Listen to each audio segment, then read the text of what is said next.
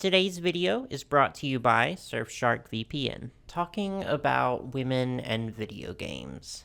This is a discussion that can only be civil and productive, right? Hi guys! Today we're going to talk about Barbie.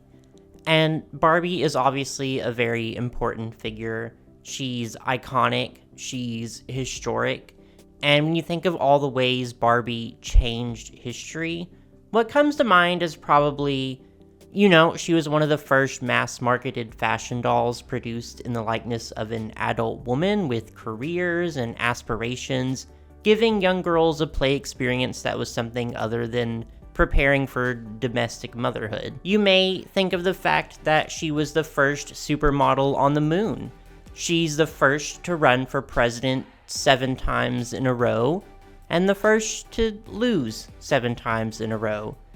Seriously, guys, you gotta get out there and vote. 2024, make it happen. But what a lot of people don't think about is that Barbie also changed the history of video games as we know it, which is probably hard to imagine on account of how few video games these days feature impossibly tiny, cute little pink pumps or horses with eyeshadow, but it's true. And I'm so incredibly excited to talk about it because if you watch my channel for a while, you know what one of my favorite subjects is, and that's the wonderful yet equally terrible world of gendered marketing. But before we get into that, there's another important subject to discuss, and that's the importance of online safety and securing your information. Barbie leads an extremely busy life between heart surgeries and starring in Hollywood movies. I'm sure the last thing she wants to worry about is her sensitive information being stolen or sold to third parties.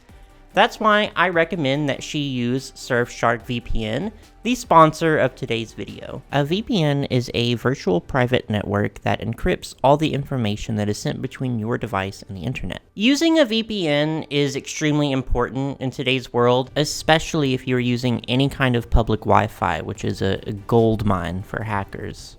Surfshark VPN gives you a layer of protection for your data, something I know comes in extremely handy for someone like me who is always buying things online. Surfshark keeps your information secure, so you can browse freely without fear of anyone or anything stealing or tracking your data. Another great feature of Surfshark is the ability to place your IP address anywhere in the world. Barbie, she's always traveling all over the world, but we don't usually have that luxury. So, say you want to watch a Barbie movie, but you're disappointed with the catalog on Netflix. Well, did you know that France has a vastly superior selection of Barbie movies compared to the US? So, with Surfshark, I'm just a click away from putting my location in France, and I'm off to enjoy Barbie Princess Charm School for the 78th time. Right now, if you use my promo code DOLLZ, that's DOLLZ, you'll get 83% off and 3 extra months of Surfshark for free. There's also a 30-day money-back guarantee if you decide it's not right for you, so it's completely risk-free.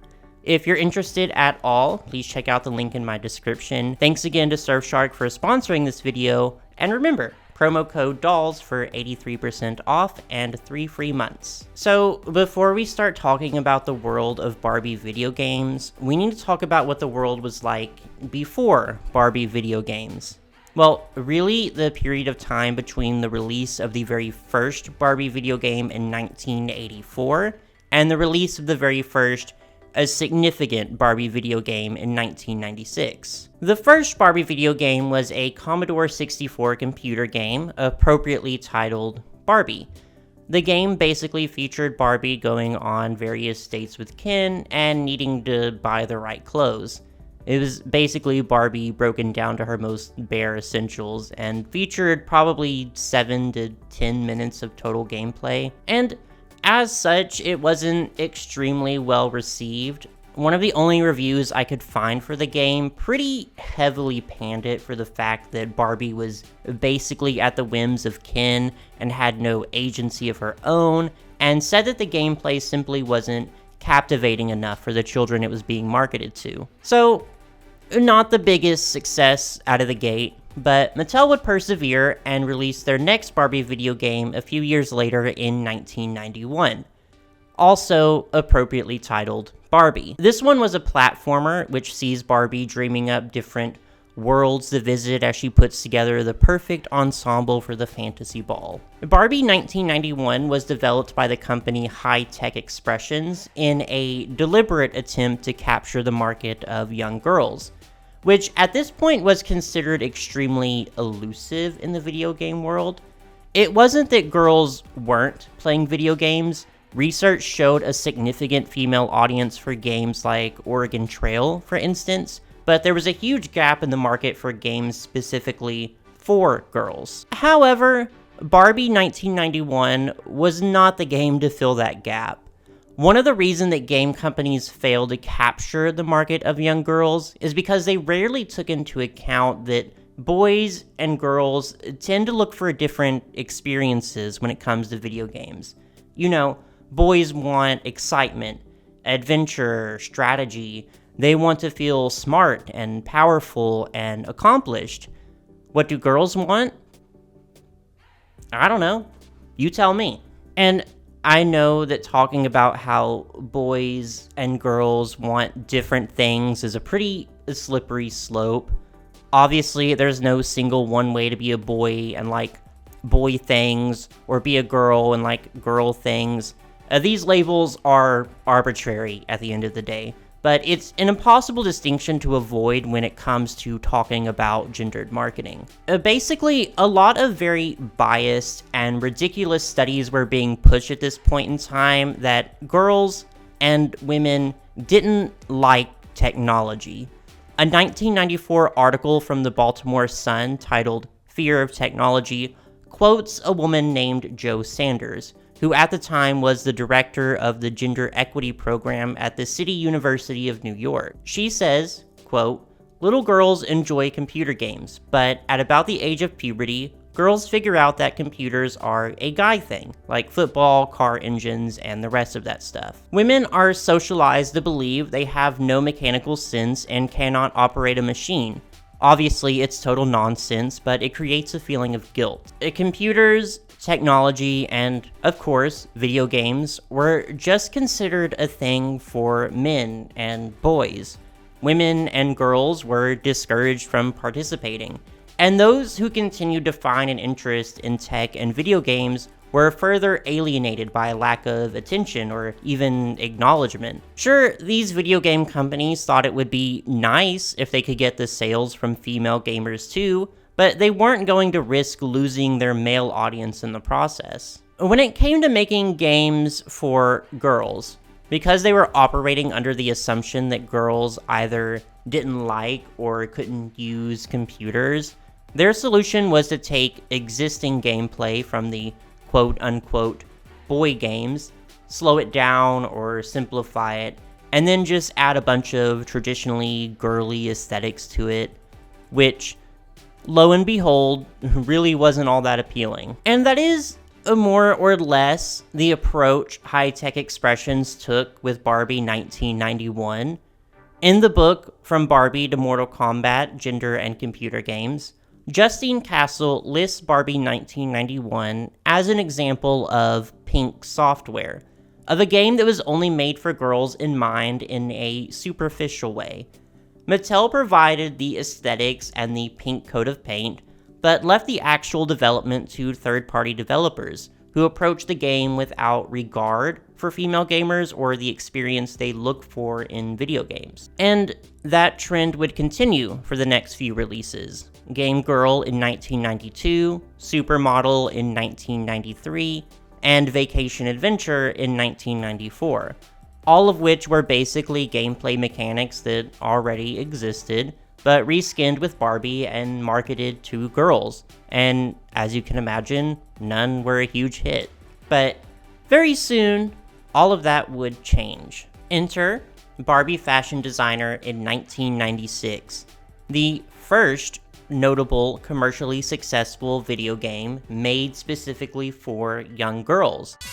Come along with me, now I'm in your PC. What set Barbie fashion designer apart wasn't that it was just a video game, It was an experience. The game allowed players to design outfits for Barbie, which could then be printed off and used to make clothing for their actual Barbie dolls. What's important about this is that it spoke to the kind of experience that girls who had both an interest in video games and an interest in Barbie were looking for. It gave them an outlet for their creativity. It trusted them to engage with the technology rather than treating it like a hurdle. And it was a game built from the ground up with them and their interests in mind. And it was a huge success. Within the first year of its release, Barbie Fashion Designer was outselling games like Doom and Quake, becoming the country's 6th best-selling computer game that year, and earning an estimated $14 million. And now, did the fact that Barbie was an incredibly popular licensed character help with this? Probably. But the middling success of past Barbie games should tell you that it wasn't the only proponent, and the success of Barbie Fashion Designer would prove one essential thing: that young girls did, in fact, know how to use computers and enjoyed video games, and two, that they were profitable. And so, the girls' gaming movement was ushered in, which was a movement in the mid-90s to make video games more accessible to young girls. And there are two pretty distinct camps in this: those motivated by a desire to make young girls be seen as a legitimate demographic with their own thoughts and interests, and those motivated by money. Barbie Fashion Designer may have been a major proponent in this movement, but Barbie wasn't the only major player. Other significant ones included Her Interactive and their development of the incredibly iconic Nancy Drew mystery games, and the company Purple Moon, founded in 1997. Both of these are good examples of companies that had a very by women, for women approach, who also wanted to provide design and tech work to female employees. The girls' game movement led to a rise in interest in exploring the ways that boys and girls interact with technology and how they play their games. And again, there's no right or wrong way to be a boy or a girl or neither playing video games. Obviously, as a young boy, I probably would have aligned more with the quote-unquote girl style, but it is important for different play styles to be respected and catered to. And the fact is that the play style more traditionally associated with young girls just wasn't incredibly accessible up to this point. It reminds me of that study that LEGO did, where they found that boys, after building a set, tended to use it as a backdrop for their imagined scenarios, whereas girls were more interested in the interior of the structure, in details, and being able to interact with it. And a lot of LEGO sets at the time left them feeling unsatisfied due to that. Which, the conclusion here isn't that boys and girls are just fundamentally different in how they approach toys. These behaviors are usually learned and socialized, not biologically innate. But it does point out a common disparity in children's entertainment, where they simply just do not take into account different behaviors and playstyles, especially if they are ones commonly associated with young girls. So, they get to operate under this guise of gender neutrality while just ostensibly being for boys. According to a 1997 LA Times article written by Troy Corley, when it came to video games, girls were seeking out, quote, multimedia games with a good story and believable characters that let them manipulate the level of play, compete in a friendly but challenging environment, and resolve situational problems. The article also quotes the founder of Purple Moon, Brenda Laurel, saying, quote, just including a female character doesn't make the product for girls. Fantasy is important for girls because that is their constructive play. However, there were also plenty of companies that simply wanted to cash in on this lucrative new market, which just resulted in more games that had the same problems pre-Barbie Fashion Designer. Reskinned games with traditionally girly aesthetics that were slowed down or made less difficult. But speaking to Barbie specifically, it makes sense that Mattel would want to continue where they left off with Fashion Designer. In 1997, they would release Barbie Story Maker, which essentially allowed players to create their own movies using the game's pre-made assets.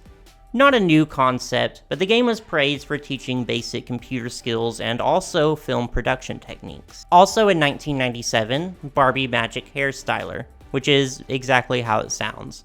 Players could cut and style hair, apply makeup, etc. It received pretty good reviews as well, particularly centering around the amount of styling options and replayability. Also in 1997 was the release of Barbie Ocean Discovery.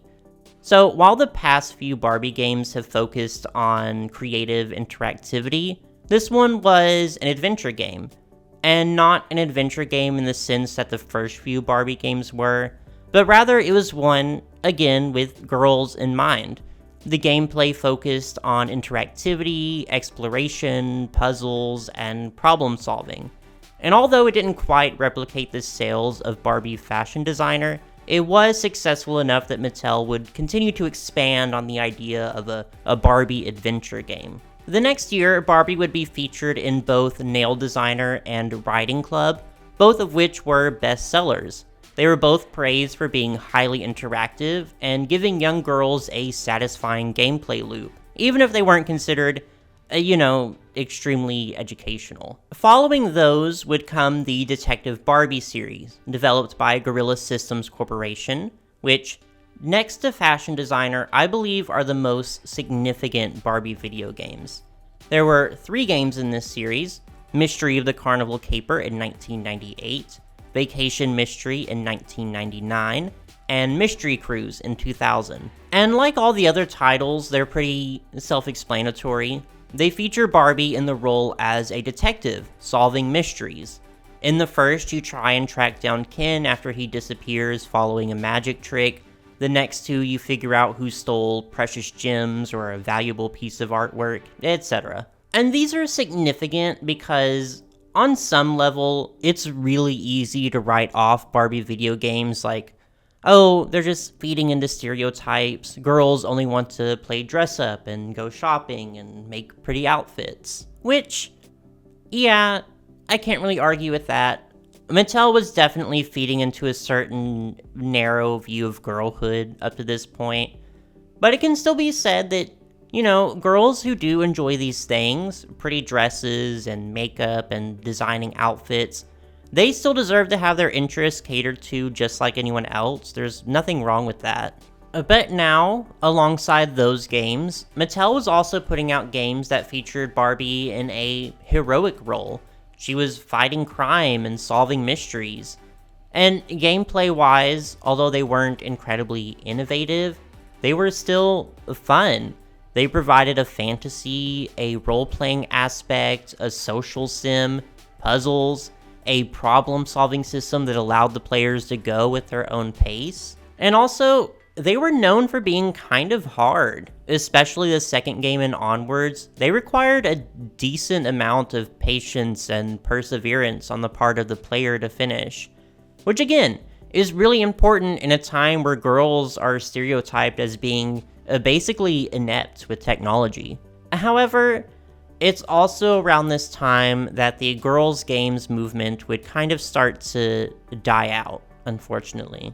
Race and Ride and Super Sports in 1999, Magic Genie Adventure in 2000, and Beach Vacation in 2001 all were received pretty negatively. Barbie Explorer was also released in 2001, which was very much intended to be like a G-rated alternative to Tomb Raider, but that one was widely panned for being pretty terribly put together and also being nigh unplayable due to its awful controls. Which, that is another thing. Tomb Raider, now being in the cultural zeitgeist, was starting an entirely new conversation revolving around women and video games. The future of female representation in video games was now the idealized, strong female hero who could be just as violent and badass as the male heroes. Which, yes, I love that, and I love Lara Croft, but in the process, it really left games like Barbie Fashion Designer and Detective Barbie in the dust, alongside all the other quote-unquote girl games from this era. Rather than being seen as a door to a new demographic with new gameplay possibilities, they were just seen as silly little girly nonsense games, not for real gamers. Purple Moon would go defunct in 1999, and although Her Interactive would continue to make Nancy Drew games for years to come for a very dedicated audience, they were also pushed out of the mainstream and largely just seen as simple, casual games, not allowed to sit at the big boys video game table. Barbie, to her credit, would continue to make games, but none of them would really change history again or anything like that. My personal experience with Barbie video games, it kind of begins and ends with Barbie Fashion Show from 2004, which was a bit of a spiritual successor to Fashion Designer. You couldn't make real clothes from it, but you could see your designs modeled on a 3D runway, and you could design the set and everything, and 8-year-old me thought it was the most amazing thing in the world. That game practically raised me. And I think there's something to be said, too, for how Barbie and Mattel in general really got children into the world of Flash games. I mean, how many people from my generation have extremely vivid memories of the games on the Mind Scene website, or the Polly Pocket one, or that one Barbie babysitting game? And although that specific genre of quote-unquote girl game is kind of defunct now, its effects on the video game industry were still pretty heavy, I think. The idea of any video game being for boys or for girls is pretty outdated in modern times, but I'm talking more about the specific gameplay mechanics they highlighted. For instance, The Sims would release in 2000, noted for attracting a very large female audience. It included strong elements of social simulation, casual gameplay, role-playing, and non-linear problem-solving. It would go on to become one of the largest video game franchises in the entire world. And today, cozy is considered a legitimate genre of video games.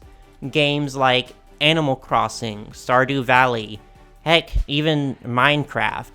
They have strong themes of customization, design, of crafting your own unique experience, being able to replay over and over and make something new each time.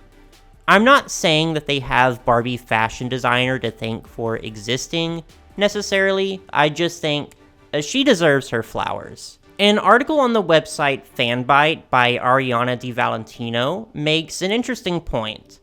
In it, she says, quote, "But what's interesting is that the traits I've enjoyed in my lame, girly games, the slow, the careful, the conversational, and the highly aestheticized, are precisely the traits that have now set certain recent releases apart from the pack." And she's right.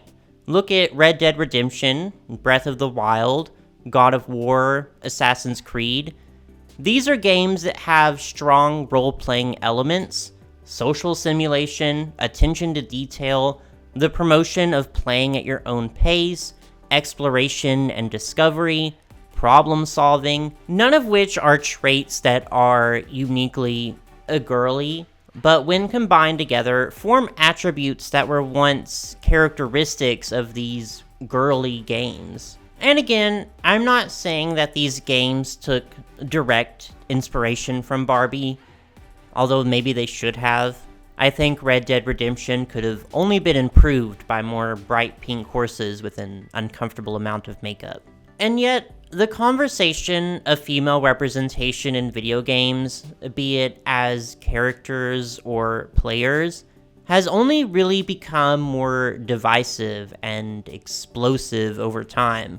I won't really get deep into that because it really is just another conversation entirely I'm not excited to open up, but it's interesting. You know, is there still need for a girls' games movement to provide a space for female developers and players to appeal to their own specific interests? Or is it reductive in today's market to even suggest that female players have an entirely different set of interests and experiences from male players? Girly games still exist, more or less. The Style Savvy series comes to mind, among others. But it seems like, as a society, we've just kind of circled back around to being hostile towards these games for daring to exist, for daring to suggest that fashion and makeup are legitimate interests, for daring to market specifically to girls. And I can't even be too mad about it, because a lot of these games are shamelessly incredibly poorly made. Not style savvy though, I'll never speak poorly on her name. But there's definitely some god-awful girly games out there. They're lazy and stereotypical and just not made with good intentions. It's like we've made some amazing progress on some fronts, but some things are still right back at square one. And where am I going with this? I don't know. I just think the history of Barbie video games and where it stands in the history of video games as a whole is really interesting.